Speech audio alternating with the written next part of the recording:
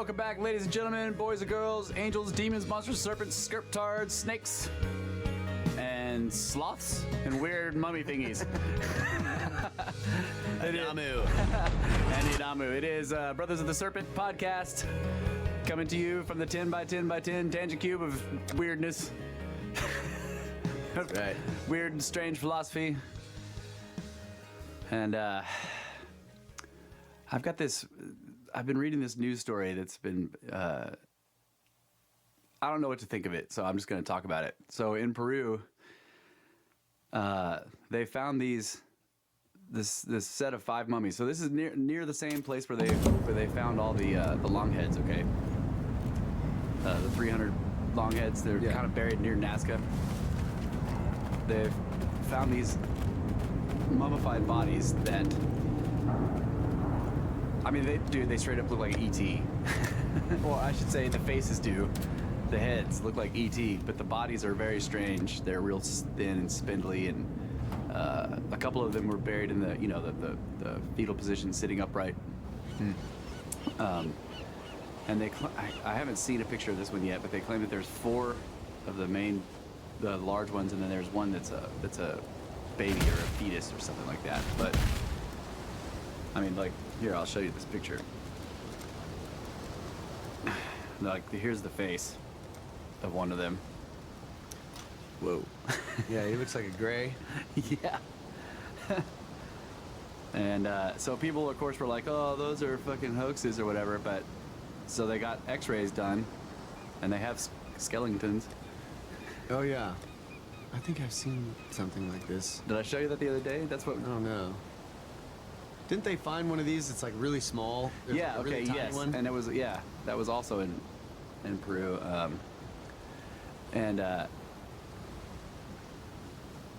So this is like the 6th or 7th one of these they found out there. In the same area?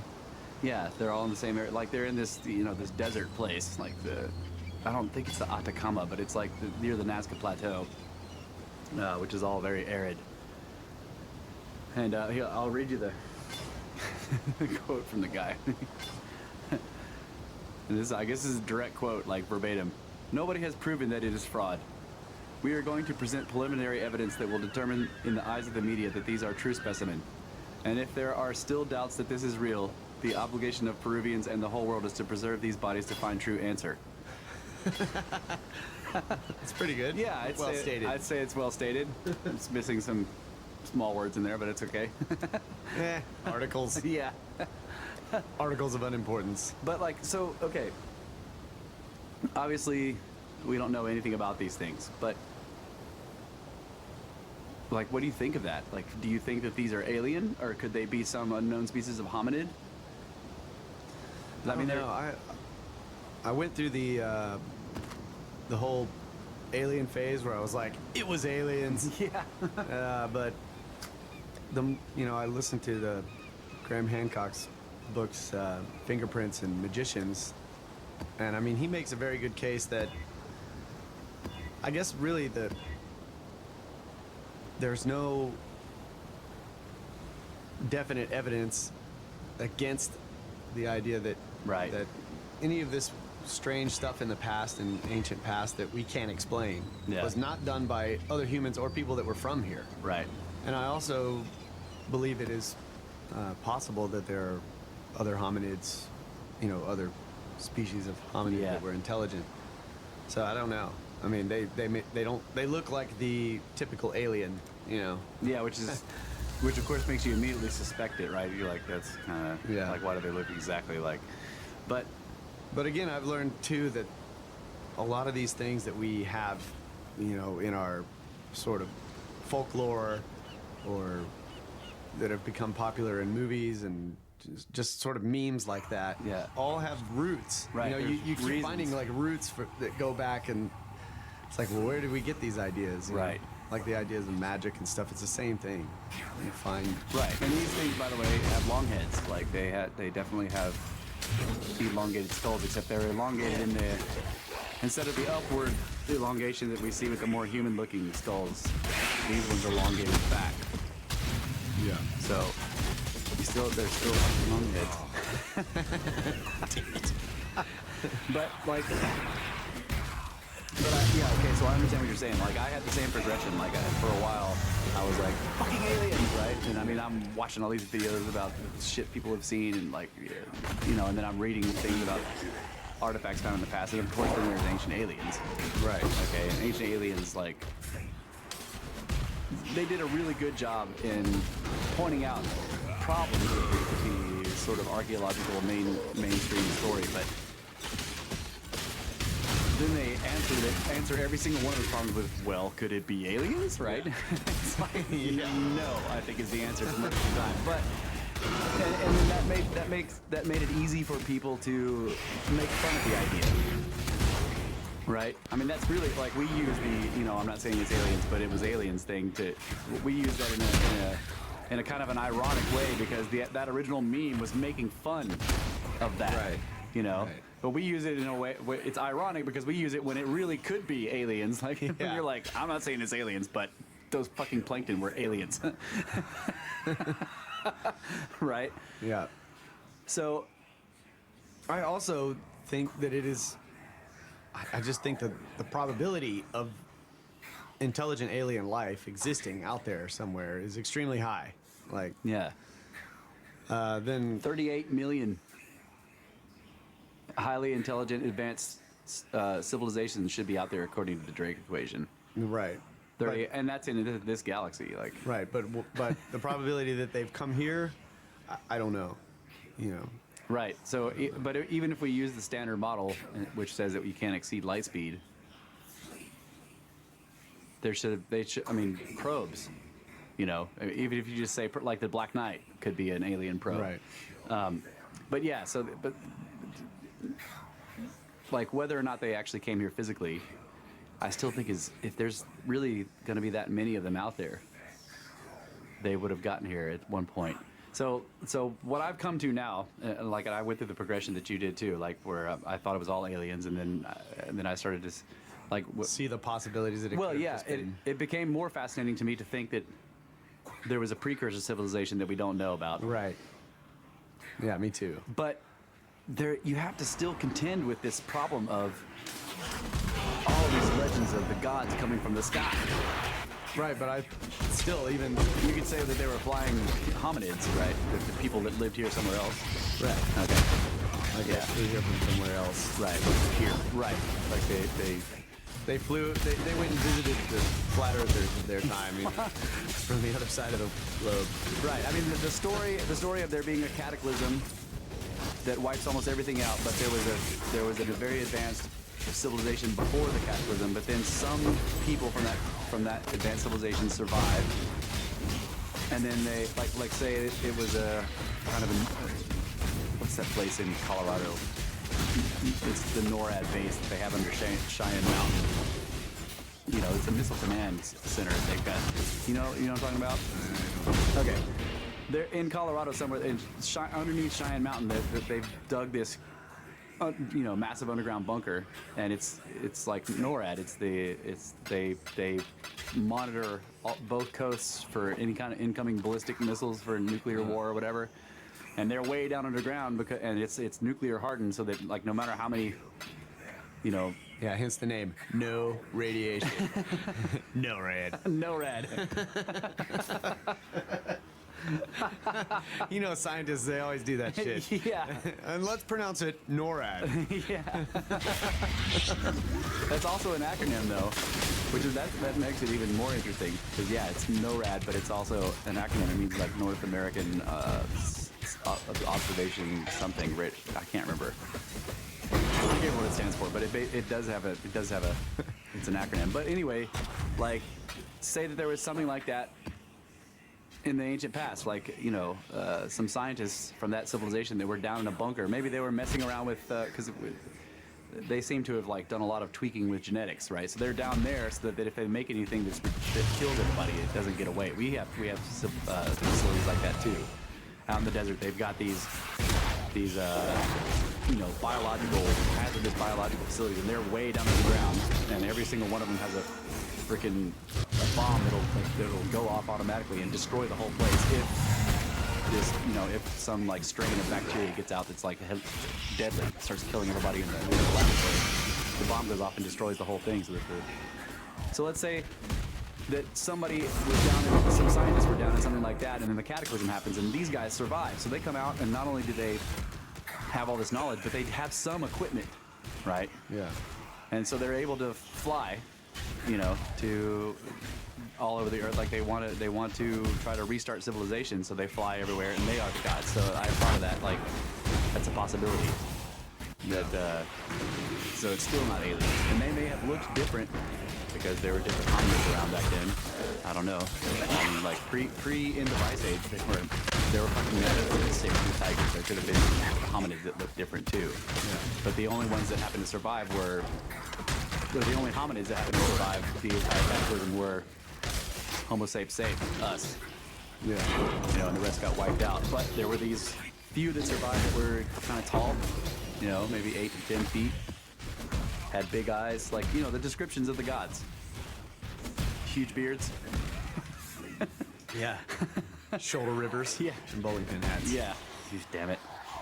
But I still think, and you know what makes me think of the alien thing now? I look at the Native Americans and a lot of their lore, and I'm like, they're still.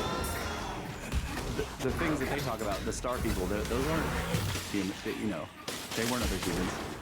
They just don't, it doesn't seem like that. It seems to me like, from their legends, I still see paleo contact, but it may have been long, like 30,000 years ago. Like, Yeah. way in, you know, like that, okay, that petroglyph you were looking at in Moab, those are Yeah. not other hominids. Yeah. Those are fucking shadows. They're hoverids. They can just hover there. And they have the upper torso Yeah. head shape of the hominid, and then down below it just turns into a shadow. That's right. They look like bowling pins. Yeah, they do.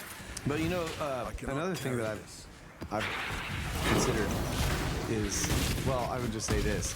It seems to me, like when I observe nature, that we're the aliens. Yeah. Like, you watch these animals and what they do with each other. Yeah. Different species. Right. They all have their place, a little Yeah. niche, and they stay there. And, yeah. Yeah, and they kind of just get along. And obviously you've got, you know, predator and prey and all that kind of stuff. And so when a lion comes around, everybody runs. But there are a lot of species that realize that, for example, these birds know that the buffalo are not a predator to them, Yeah. right? And they land on them and just hang out on their horns and whatever. Yeah. But that never happens with us. Right. You know, you don't just. Unless you're a Disney princess. Yeah, exactly. But it's like we have these strange traits that are unlike any other creature on this planet. Yeah. And there are other creatures on this planet that are kind of like that, like octopus. Right. But Fucking of cephalopods. course they're in a totally different world. you know. Cephas. They're down Greetings. underwater. But they still like they fit in their environment, and we seem to not really. Like Right. where I wonder, like where do we Keep actually your fit life to your own. on this planet where we don't have to build tools and do anything like that? Right. That is a good point. There's nowhere where like with our whatever natural tools we have that we could survive. Right. Like we have to be covered with stuff because the sun So- burns us, or we freeze, or Right. So rather than it seems kind of backwards to me, the idea that we're the latest development Okay. on the planet, because it would seem like if adaptation were correct, then the latest development would be the most well adapted to all types of things on the planet in order to survive really well, you know. Well, But yeah. I mean, that's one way to look at it, but it seems more like But our adaptation is our ability to adapt by building shit. right, which means that we could be extremely freaking ancient Yeah, that's true. as well. Because how long We haven't had to physically adapt because we can adapt the environment to us as opposed right, to so adapting to it. So at some point, evolution was like, hey, I can actually like build this thing that can make itself look like trees without, I don't have to actually make it look like trees. Right? Like you got this bug that looks like a tree leaf or something, or a walking stick. It's like nature was trying to make the animals look like other things in nature. And then it realized like, oh, let's try this. I'll just make this thing be able to make himself look like it wherever he goes. Right. And I don't have to make his skin be able to change color like a chameleon or whatever. You're saying like evolution got lazy, like Inky with the. He got tired of making the Adamu, so he made them able to reproduce. Because he was like, damn it, I'm tired of making them. Yeah. So evolution was like, damn it, I'm fucking tired of doing all this adaptation work. Let's just make something that can adapt itself. And it's weird that it only came up with that idea once. It was like one day it was then like, it was done. opposable thumbs. Done. Yeah. Once. It quit after that. Why not give everybody freaking thumbs if it works so well? That's a good idea. Just put well, I like that's why they're so annoying. Yeah, they can open shit and fucking, they can manipulate things. They can open your little open the gate. Yeah, yeah, right. It just seems like there's, I don't know, we just seem like we don't really fit here. Yeah. And it seems like if we were to me, just logically, if we were like the latest development, that we would have a lot more traits of like fitting into the natural environment of the planet. Because if you imagine the first Homo sapiens that shows up on scene in the evolutionary process is showing up as like a baby. Yeah. They can't do shit for a long time. Yeah. So then, if it was an adaptation or an evolutionary, say, manipulation somehow that made the baby from a mother that was not that. Yeah.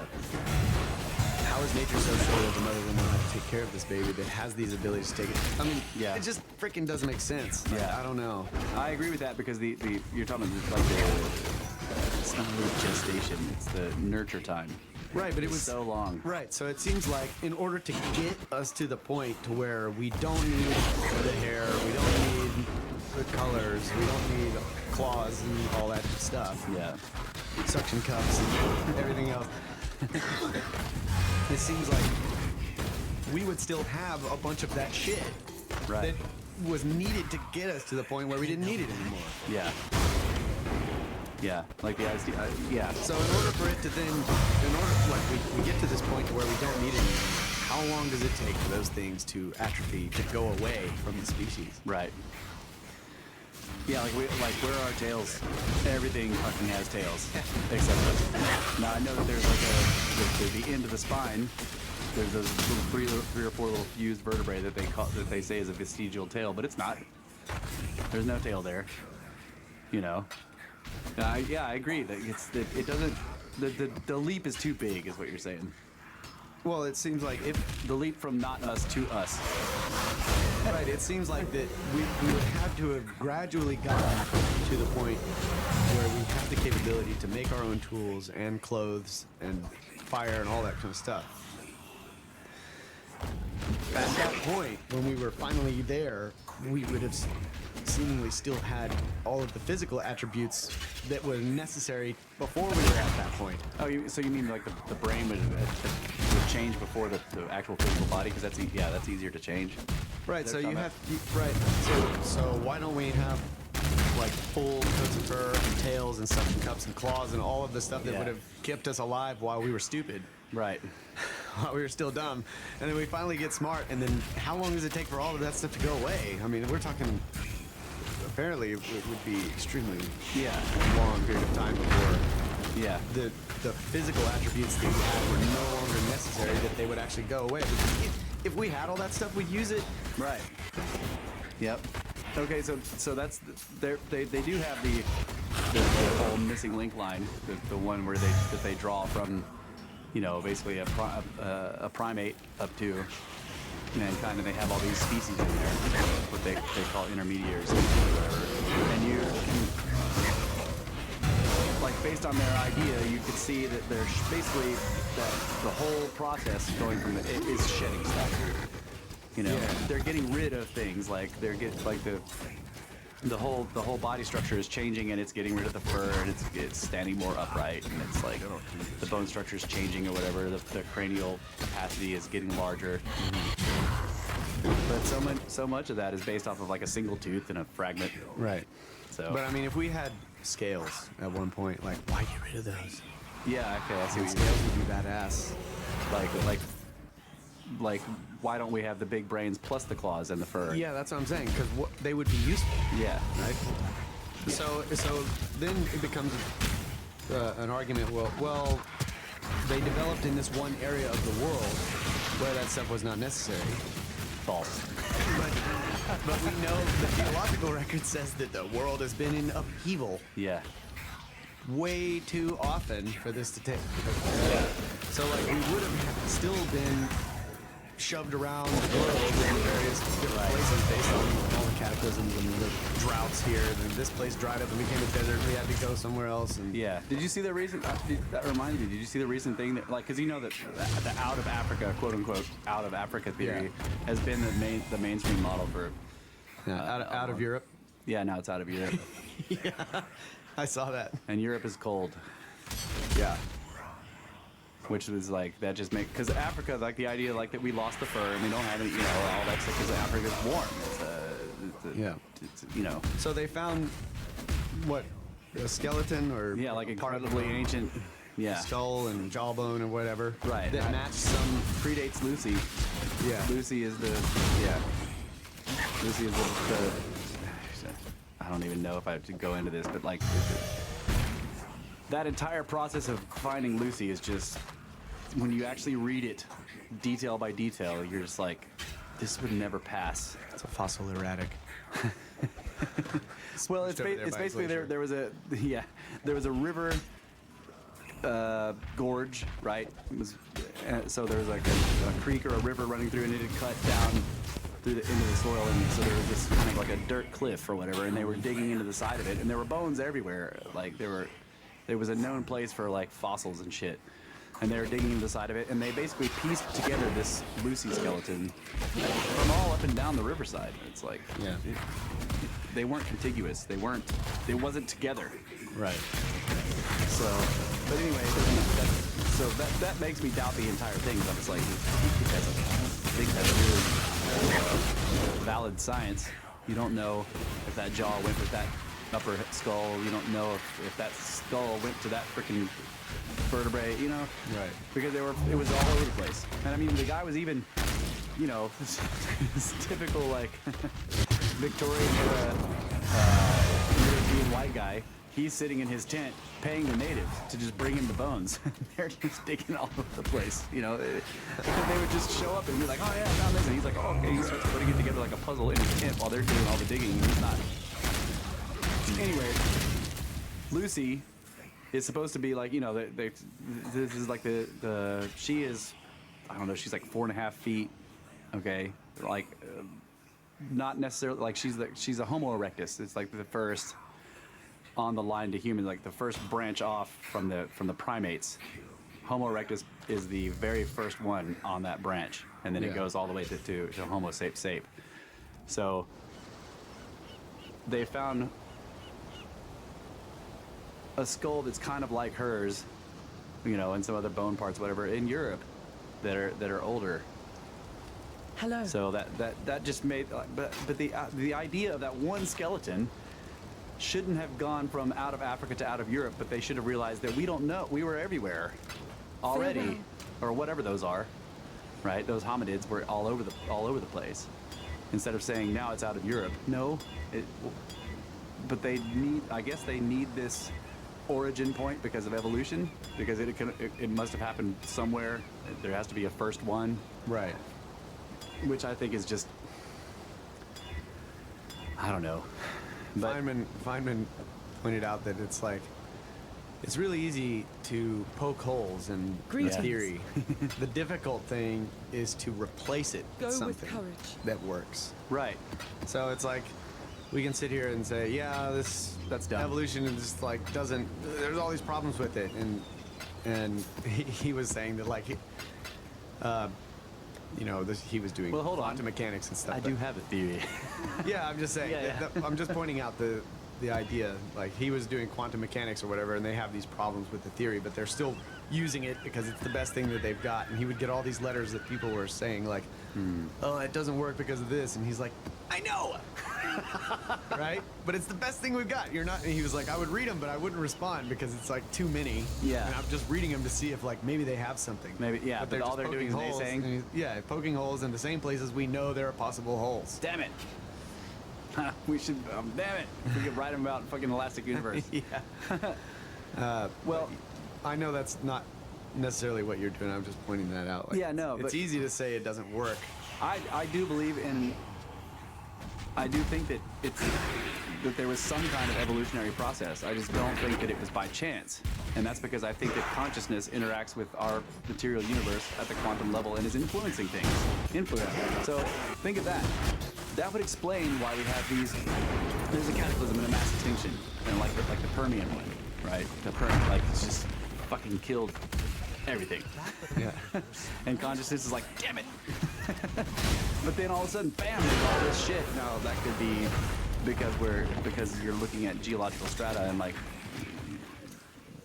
fossils aren't common, you know. So we get, like we've talked about in I think in episode 2, you get these like photographs, like a flashpoint of like, you know, this is what the Earth was like 500 million years ago. And then this is what it looked like 550 million or 450 million years ago. You know, so 50 million years later, it is an explosion. It's not an explosion. Well, it is evolutionarily. If you go from like having nothing but amoebas in the ocean to like having ferns and like crabs and shit in 50 million years, that's pretty astonishing. Yeah. Which is what the Cambrian explosion looks like. You get this massive extinction event, and there were fish and other stuff, and it wipes them all out, all the way down to like single-celled stuff. And then the next strata above it, you know, the next cataclysmic one that has all these fossils in it, has all this different life forms. That makes sense if there is agency to evolution. If the evolutionary process is intelligently controlled and something is purposeful about it. And in other words, it isn't, you don't have to deal with failed species or, you know, like failed mutations. Like we do get mutations from radiation and stuff like that, but instead of relying on chance mutations, because that will take a lot longer, instead if you just have consciousness like influencing things from the quantum level up, then what would happen is you would only get viable species. Yeah. You know what I'm saying? And the adaptation is like an automatic thing. You can let things adapt, but a fly is not going to adapt into a fucking pterodactyl, right? But the pterodactyl will be bigger or smaller. You know, like there's those there's like miniature elephants in the Galapagos Islands. If they're like freaking the size of dogs, that's an adaptation. The elephant is the same, it's just small. Right? They didn't grow like a second trunk or freaking fins or whatever, you know. It's like, it's not speciating, it's just like adapting itself to wherever it is. So that's an automatic thing that's built in. But crossing species there just isn't any evidence of that. Because there should be more intermediary species than there are actual viable ones that last a long time. Right. Yeah. That's another problem I've always had. Like. And yeah, so the idea of like the missing link has always been tied to. Okay, this is what I think has been happening. There's the classic picture of the primate, and then it goes in a progression all the way up to like an upright man carrying a spear, right? And then of course there's the joke I ones. was gonna bring that up. Yeah, then there's the joke ones with after the upright man carrying the spear, he's all like Tarzan, muscular and shit. Like right after that, it's a slumped over fat dude with a briefcase, right? Yeah. Fucking evolution. But they've taken that, okay, because that is showing you a speciation progression. It isn't even speciation because you start out with the primate having almost everything that we've got. Right. They just need to get rid of some stuff and get a bigger brain, right? So they don't grow anything new. But that still is the missing, that they've sort of encapsulated the entire missing link problem into to the question of like where are our missing links. So they spend a lot of time like looking for and coming up with our missing links, you know. And so now they can sort of fill in those shapes Right. all the way up to the guy, but they haven't done that with anything else. Yeah. And I'll hear people argue that, like, you know, it's like the megalodon teeth, you know, like the megalodon shark. They'll point out that, like, the earlier teeth are not serrated, and the later teeth are. And I'm like, you don't even understand what I'm talking about. Still a shark. Still a fucking tooth. Yeah. Yeah. Not only is it still a shark, that's still a tooth. You started with a tooth, and then you got a serrated tooth. That is not speciation. Yeah. It was a different species because it had serrated teeth. Okay, but I still think it's an interesting question. Why can we line up these different species and see that there looks to be a pattern? Yeah, I agree. That's very interesting. Right. It is interesting. And it's extremely interesting that there isn't a perfect linear development. Right. That we have these like definite thing like harmonics or something Yeah. of the thing. Like you start out with the sort of It's like the lemming is harmonic of a lemur or something like that. yeah, kind of. Like you start out with the why can't I think of this? Lizard swims underwater. The lizard, you know, having a trilobite? No, just like a whatever thing lives in water and An eel. and it like then you have one that looks a lot like that but has like little legs on it, and then you have another one that has a little bit bigger legs, and then Salamander? Yeah. Okay. And then the next one has like dry skin and scales. And Okay. like, you can line all of these things up, and then you've got this alligator or whatever. And Yeah. They look like There's a progression. there's a pattern Right. to them. When you look at seashells, there's a pattern. There's all these clams. Yeah, so that supports the evolutionary idea. But I don't know. No, it does, because that's what I'm saying. So there's this progression that supports the concept of an evolving life forms, but it falls apart as soon as you look for anything intermediate. Well, okay, let's take, and I don't know if this exists, but let's take the cockroach, right? Okay. Take a cockroach. And you can find all these bugs, and they look a lot like the cockroach, but they're not. Well, Okay. there's maybe some bugs that are smaller and look a little different and less Okay, much yeah. like a cockroach, and you line them all up, and you have again this line of all these things. But the cockroach is like way older than the bug at the end of the line over here. Yeah. So there's a spectrum. That's what I'm saying. Like Okay. it doesn't necessarily support a linear development, Yeah. because you could line all these animals up, and this animal we have records of far predating the records of the animal Okay. Yeah. I see what you're saying. before it. You can make the lines, but they're not necessarily chronological from left to right or whatever. But there still is a pattern yeah. between them. So it's interesting. Like Right, and there's overall patterns of like, okay, so land stuff has legs, usually. I mean, I guess there's stuff like slugs that don't have any legs. But there's a pattern of those too, because they're also, there's marine ones that do that same Right. thing. Snakes also they don't need legs, and they have this particular type of locomotion. But then there's scales and skin. There's fur, and there's eyes.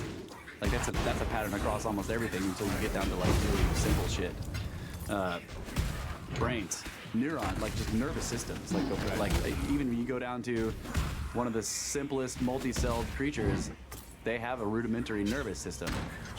And that like if you pulled those nerves out of there and you put them into us, you would have to plug them in somewhere. It would only power the tip of your little finger, but it fucking works because they're all neurons or whatever. So yeah, so there is a pattern. So it looks like this is why I think it's understandable to have the evolutionary idea, but as you continue to study it, like you would do with science, you should see all these falsifications for the original Darwinian sort of by chance. But yet you remain with these patterns, and then there's this continuous thing with like everything has 4 legs when it's like this, or the digits or the eyeballs or whatever. So you see that, but to me that looks like.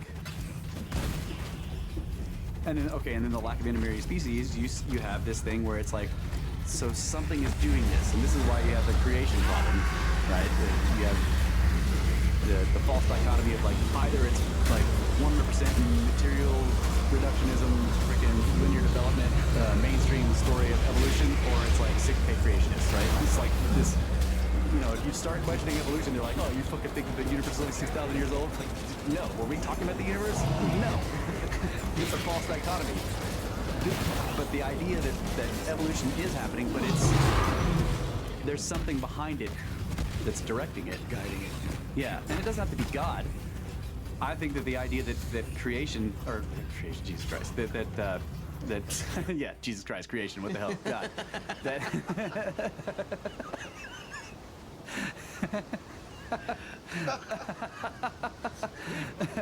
that the idea that consciousness is directing it, because consciousness is trying to interact with the material realm. Yeah. And it's you know, so it's developing life that it then inhabits. That's cool. I have some questions about that, but we need to take a break. Yeah, we do. We're 5 to 6 minutes over. No, we're not. Yeah, that's right. Time does not exist in the science cube. We're 5 or 6 snakes over. Snakes. Keep your life to your own.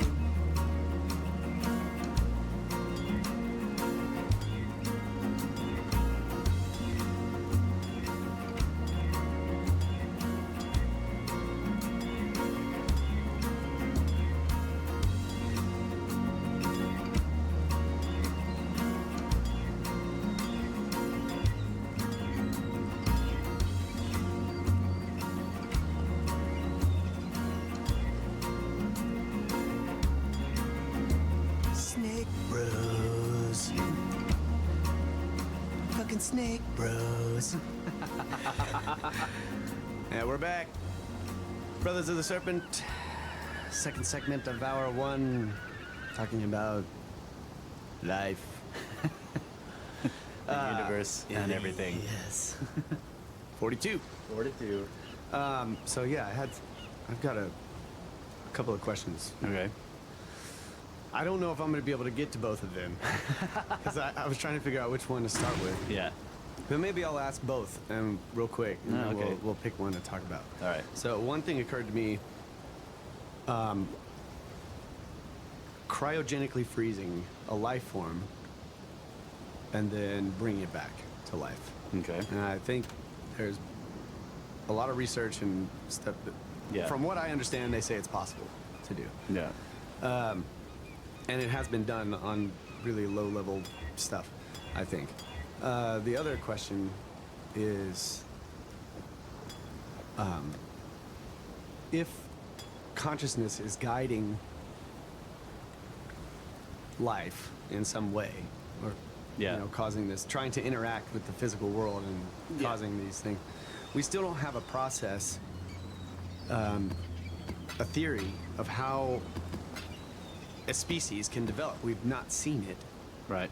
right? And as far as we know with science, it can't just sort of happen, right? Like something has to cause it. So I guess with that, there's that part of that one. The other idea is, if consciousness is guiding it, and we're here now, or intelligent life has the ability to create a new life form. Yeah. Right? If life can be created, Yeah. Then- Using other parts of other life. I mean, if you just start with that, if life can be created, then it can be created. Yeah. So if we are conscious beings and consciousness is interacting with our world, creating life, and now that we're conscious beings, Yeah. we should be able to create life too. Yeah. Theoretically, And yeah. so we talked about AI and stuff. So one idea again is that conscious, intelligent beings create other types of beings. Yeah. Well, I don't know. No, that's kind of that's- way out there, but No, yeah, because that's tying it back into the original thing we were talking about, which is like paleo contact, like aliens. right. But I know this doesn't really work real well, but we have these massive cataclysms, and then suddenly we see like all of this different life. Right. After that. Arcs. Yeah. So and then at the same time, we're discovering new life forms all the time. Yeah. And what's to say that those new life forms that we're discovering didn't just happen Yeah. recently? Right. They were clouds of probability until we went down there and looked at them. So yeah, I would like to just go on this idea of like cryogenically freezing something. Could there be a situation, a naturally occurring situation, where, say, something happens to the planet, something blows up, but in the process things get frozen in such a way that it preserves them? Large animals. So And then somehow they end up in another situation where they thaw out. Yeah. So the problem, okay, so from what I know about this, the problem with cryogenics is that we're full of water. And water expands when it freezes. So it bursts the Right. cell walls of every cell. Right, so you have to dry it out, which is what the Egyptians were really trying to get Yeah. badass, and they were thinking that they were going to live forever, too. Right. So you have to, but if it's dried out, it's dead. So, But if you can dry it out yeah, without destroying it, yeah, then maybe you could like rehydrate it somehow. Exactly. Yeah. So freezing may be the wrong thing to do until after it's dry. Right? Because even after you've or dried you could dry it by cooling it. well, Put it in a vacuum. but then it boils and it still destroys it. Right? The water will boil with the vacuum. Right. Metal. Well, I mean, if you just, yeah. If you do it slowly, I'm just you mean? saying, if there is a process, a way to do this where it's non-destructive, and theoretically there is. Yeah. Right? Or am I wrong on No, you're not wrong. If you could dry something out and then freeze it, it would preserve it forever. This is why we have Utsi,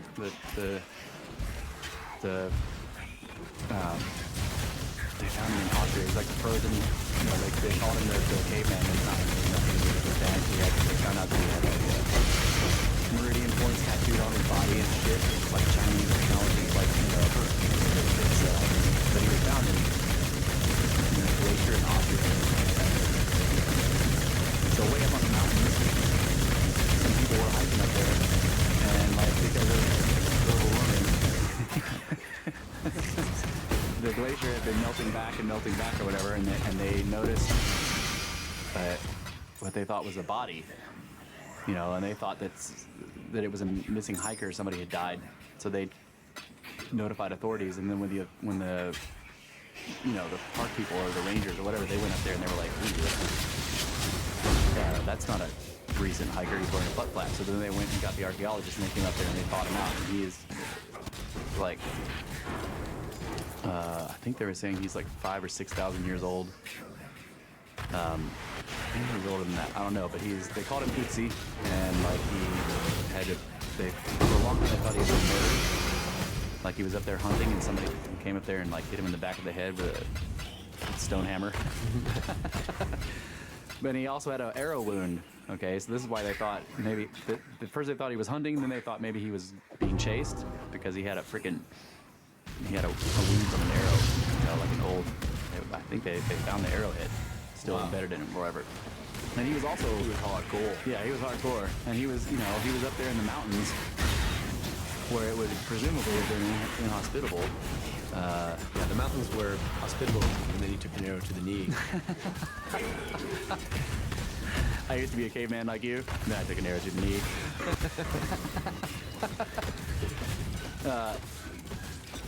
But where was I going with this? Okay, the freezing and drying. Yeah, He was freeze-dried. right. So he was dead already. But the thing is that he was preserved like beautifully. I mean, he's desiccated because the cold also dried him out. Right. But he didn't like rot at all. He's all wrinkly and shit because his skin, there's a lot of water. So when all that water goes, you kind of shrink, and everything in the skin is all like wrinkly and shit. And it also turns dark. I don't know why that happens, but the skin gets like it's black in a lot of places. It's like an obsidian color. Presumably he was like a light-skinned or a brown person, but they could read the contents of his last meal was still in his stomach.